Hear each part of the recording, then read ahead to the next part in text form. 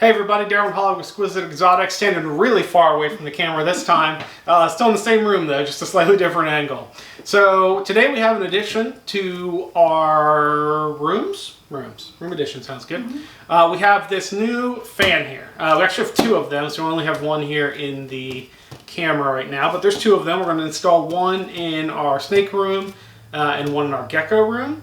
And we wanted to tell you why and then show you them. We're going to go ahead and install them. We'll show you where we installed them. And then we're going to come back later and do a video with a review of what we think on it, what improvement it made. So the reason we're doing this, and I have a temp gun right here, so I'm going to get it right now so we've got it on this video. So I'm going to get the temperature at our ceiling and then a temperature at our floor, but both still on the wall. So not the actual ceiling, not the actual floor, but on the wall. So you should still be able to hear me. Right now, I'm looking at 79.6 degrees at our ceiling and 74.6 degrees. So 79.6 and 74.6. That's a 5-degree swing from our ceiling to our floor. And if you notice, our racks go all the way to the ceiling and all the way to the floor. Basically. And it's tough to adjust temperatures with that much variation.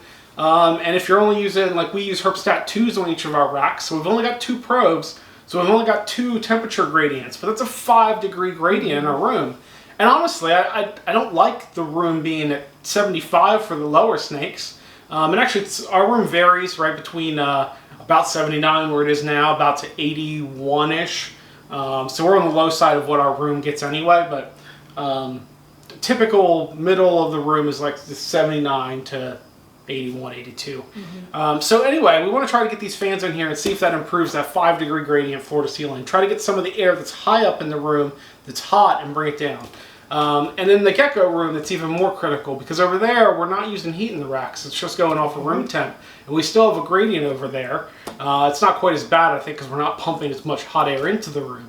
But we still have a gradient, and we want to try to reduce that gradient as well. So, but this room has the biggest gradient, so I thought it'd be the good one to test.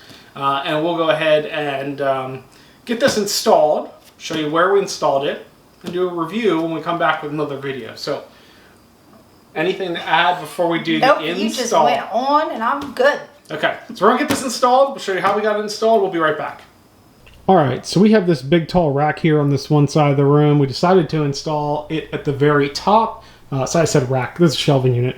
And we put something under it so it kind of points down. Sorry, you can't even see my hand. Anyway, it points down a little more because we just noticed it was moving air at the top of the room. So we're going to set it up there for now and see how it does. We decided, well, we'll come back to you and we'll tell you what we decided. We'll be right back. Alright, so you saw where we installed that. We did decide not to install this fan specifically in the gecko room. It's a little louder than we'd like in there. The geckos are more sensitive to sound. If anybody's kept crested geckos and you hear about tail dropping, they are sensitive to stuff. So it's a little louder than we'd like. It does move a lot of air. And I wanted to mention, we saw this brand. This is not like, oh my gosh, we just came up with this idea on ourselves. We saw this brand from Billy, Mutation Creation. This is the brand fan that he showed he uses in his video when he was doing a new facility tour. When he just did his new facility, he showed these fans. Yeah. So this is the ones that he uses. So we thought, you know what, he uses these way more than we do. It's our first time using them. They're not cheap. You can get cheaper air movers than this, but given that we had somebody who we saw using them who keeps them on 24/7, we thought let's go ahead and go with the ones that he uses and see how they do for us. So I'm not sure what we're going to do for the gecko room yet. We'll probably come up with some other maybe quieter fan option for that room. Maybe that doesn't move quite as much air because this does move a lot of air. And since that room doesn't get as much heat, maybe we don't need a fan that's quite as powerful as this one is. So we'll figure out something else for that room. But that's all I have for this video. Yeah, I was going to say, we'll do a wrap-up, or not a wrap-up, like a follow-up on how we feel like this is doing. We don't have it on right now because, like Daryl said, it's a little loud, so we went ahead and just kind of turned it off for the remainder of the video. And, yeah, I don't really know much else to say about this. We don't know enough yet. I guess we'll have the part 2. We'll talk about what we think of it, what we learned from it, and how it ended up working for us, and then what we ended up doing for the gecko room, just so that you have an idea of what we ended up deciding. So we'll definitely do a pros and cons video after we have a little time with this fan running in the room and see what it's like. I will say we didn't spend on top of our racks. Billy's, I've seen, he had right on top of his racks for a couple reasons. One, the rack we were going to put it on initially didn't have enough ceiling space, so we decided not to do that. Two, our racks have all ventilation on the top, and I put it on top. I'm going to cover some kind of ventilation hole, and I also hesitate to put it on top of the top cover, if you will, the slide on the Freedom Breeders, just because we have animals right under there. Yeah. So unless we put something on there, we'd have to be putting it right on the plastic, and it's going to sit there and shake in that one animal's enclosure. Now, we could not use one of our tubs at the top, but right now we are utilizing most of our space. So for now, that shelf will do. If it works really well, maybe we find a different spot for it, but I think that'll be a good enough test for us to see, does it change the temperature of the room at all? So. We'll give it a try and see if it makes a difference. Hey, listen, 2021 is going to do different things. I mean, we've got other stuff coming. We might need to rearrange this room. You never know. It might end up working out well, and we'll go from there. So hopefully you'll come along with us. All right. Join us on our voyage of adventure. Voyage. Anything else, Holly? No. All right. I love your big giant glasses, by the way. They're huge. They're my anti-glare glasses. Because you're looking at a computer screen right now? I was all day. But she's not. And I normally wear glasses, so I didn't take them off. She didn't take them off. They're not even real glasses. They're like fake glasses. They're not fake. They really do. Anyway. They don't improve her eyesight. Hey, listen, I will tell you that I recommend them. I bought a very cheap pair from a very cheap company because I wanted to try them out. But anti-glare, blue, light resistant, whatever you want to call them, they actually work. I've not had any eye strain.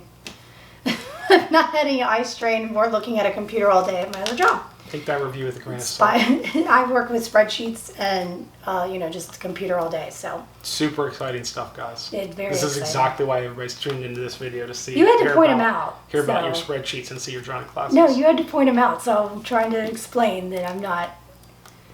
Do you think we could do a video without rambling at the end? I don't think we can. I think if you guys challenge us to do it, I don't think we could do it. Well, that would be up to you because you induce the. I do. I'm a talker and a rambler. Depends. And a jokester. About your big giant glasses.